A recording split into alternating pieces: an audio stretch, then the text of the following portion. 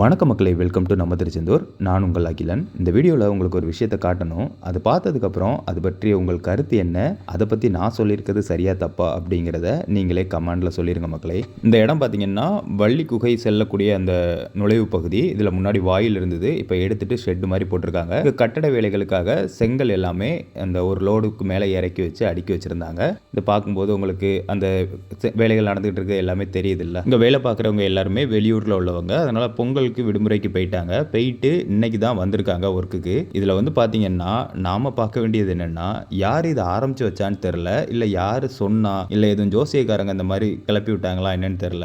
அந்த கட்டடத்துக்கு அடுக்கி வச்சிருந்த செங்கலெல்லாம் எடுத்து அதற்கு ஆப்போசிட்டில் இருக்கிற திண்டில் எல்லாமே சதுர சதுரமாக ஒரு ஹைட்டாக ஒரு கூம்பு மாதிரியும் ஒரு வீடு மாதிரியும் கட்டி வச்சிருக்காங்க. நம்ம நண்பர் ஒருத்தர் அங்கே இருந்தவர்கிட்ட கேட்டேன், இது எதுக்கு இப்படி அடுக்கி வச்சிருக்காங்கன்னு. சின்ன பிள்ளைகள் எதுவும் விளையாட்டுத்தனமாக கட்டியிருக்காங்களா அப்படின்னு. இல்லை, திருச்செந்தூர் முருகன் கோயிலுக்கு வந்த பக்தர்கள் அந்த செங்கலெல்லாம் எடுத்து இந்த மாதிரி கட்டடம் போன்ற அமைப்பில் இது எதுக்காக இப்படி பண்ணியிருக்காங்க அப்படின்னு அவங்க கிட்ட கேட்டால், இந்த மாதிரி பண்ணால் நம்ம சொந்த வீடு வாங்கிடலாம், சொந்த வீடு கட்டிடலாம் அப்படின்னு ஒரு நம்பிக்கையில் இந்த மாதிரி பண்ணியிருக்காங்க அப்படின்னு சொல்கிறாங்க. ஆக்சுவலாக எனக்கு சத்தியமாக புரியலை மக்களே. இந்த மாதிரி பண்ணால் நம்ம எப்படி சொந்த வீடு வாங்க முடியும்? நம்ம முருகரை நம்புகிறோம், அவர் நமக்கு நம்ம நம்பிக்கைக்கு உண்டான பலனை கொடுப்பாரு, எல்லாமே ஓகே.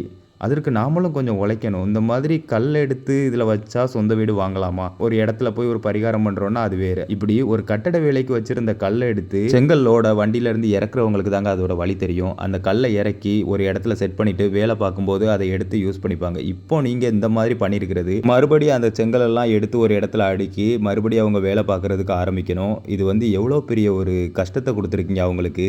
சொல்லப்போனால் அவன் இன்னும் உங்களை திட்ட தான் செய்வான். அந்த செங்கலெல்லாம் மறுபடியும் அவன் எடுத்து மறுபடியும் அதே இடத்துல அடுக்கும்போது கடவுளை நம்புங்க. இப்படி மற்ற தேவையில்லாத விஷயங்களை நம்பிக்கைங்கிற அடிப்படையில் பண்ணி மற்றவங்களை தேவையில்லாமல் கஷ்டப்படுத்தாதீங்க மக்களே. நான் சொன்னதில் ஏதாவது தப்பு இருந்ததுன்னா தயவு செஞ்சு என்ன மன்னிச்சுக்கோங்க.